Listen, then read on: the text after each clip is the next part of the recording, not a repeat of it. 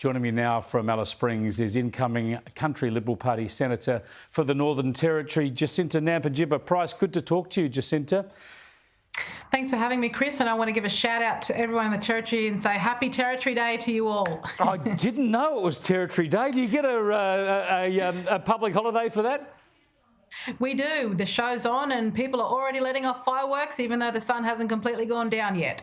Great stuff. It'll be a wild night in the Alice tonight. Now, I'll come back to territory issues in a moment. But first up, I was fascinated to read today that Ken Wyatt, of course, who lost his seat at the election, he was the Indigenous Affairs Minister, the first Indigenous person to hold that portfolio.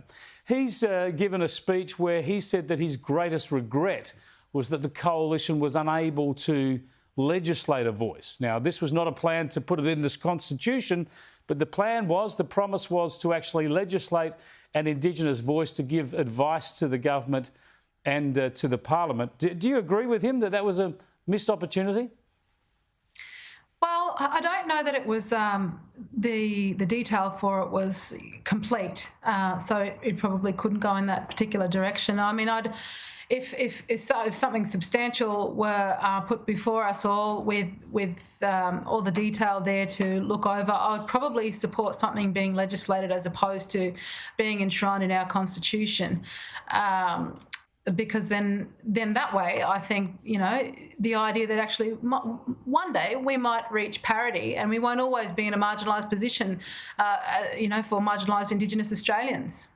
Yeah, it's interesting though, isn't it? Because it seems to be lost in this debate that the coalition government had done so much work on constructing a voice. How you have local and regional and a national body to feed in, so Aboriginal grassroots communities and people could actually have some input into the laws and policies that govern them. I mean, there was a lot of work done on that. I was involved in it. As you know, I always got to mention that disclaimer.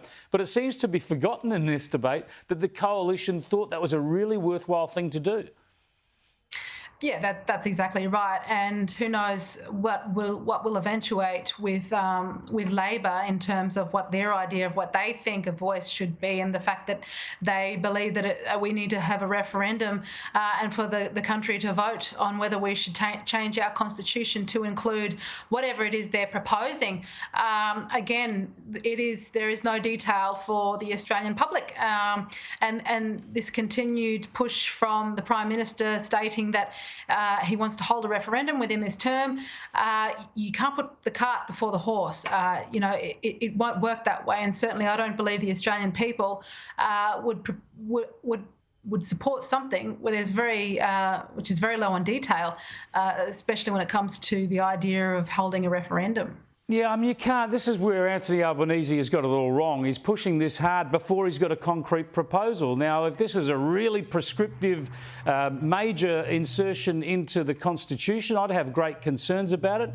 If it was, though, a minor reference to make sure that the government took some advice from Indigenous people and then the voice could be legislated under that authority, then that's the sort of change that I would support. So you can't really ask people to support or oppose this until they see that detail.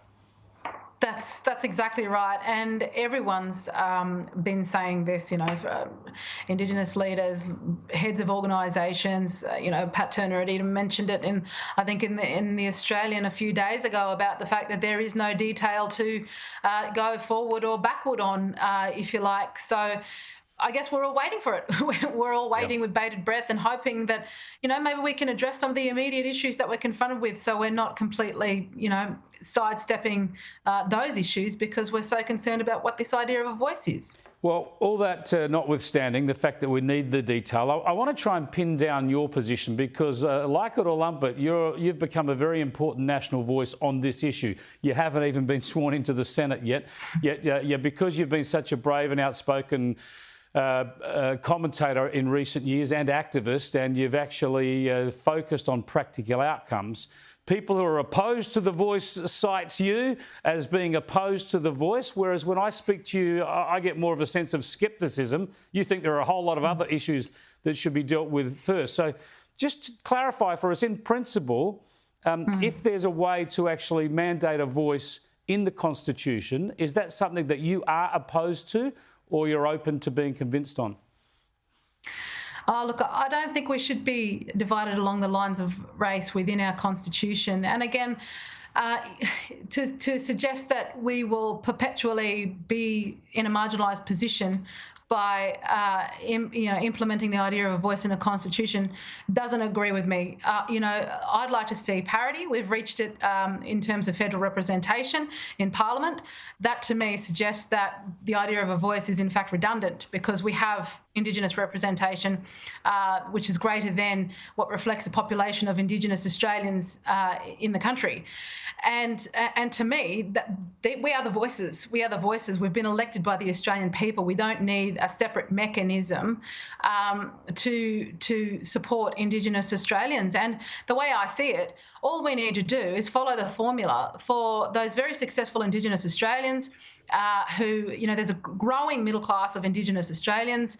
If they've been successful, why can't we, support that formula for those who are marginalised Indigenous Australians? It's not that hard. I don't believe we need an entire new mechanism, a reinvention of the wheel to support marginalised Indigenous Australians. And I always say, just because you're Indigenous does not automatically make you marginalised, but there are those who are. And again, they're those whose English is a third language to them, and who are predominantly still, I guess, living, by customary law, traditional way of life. Traditional culture still plays a huge role in their lives, and they're in regional and remote parts of this country. The rest of us, we're doing all right. So what we're doing is working, and it's just bringing others along with that, on that ride, if you like. But just briefly, when it comes to the Constitution, race has always been in the Constitution, and a race power remains in the Constitution, and presumably you'll always need the federal government to have power over Indigenous issues, if not at the very least to manage native title legislation and the like. So why wouldn't Aboriginal people have to be consulted on such matters? Well, again, native title is a separate issue, but the idea of a voice is suggesting that, every piece of legislation that's created is going to affect Indigenous Australians just like it affects all other Australians. But I just feel we don't need any more separation of Indigenous Australians from the rest of the country.